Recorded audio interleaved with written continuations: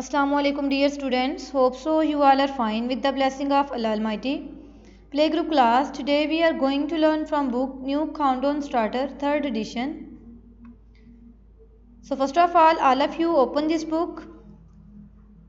Okay students, let's begin today's lesson.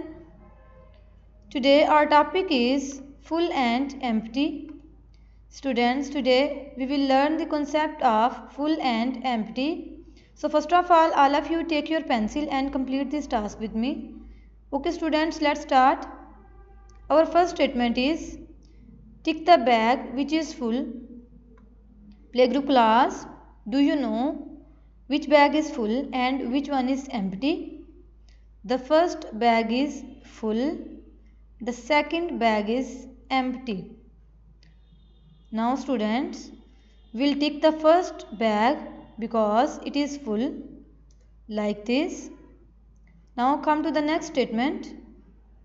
Our second statement is tick the basket which is empty. Do you know which one is empty?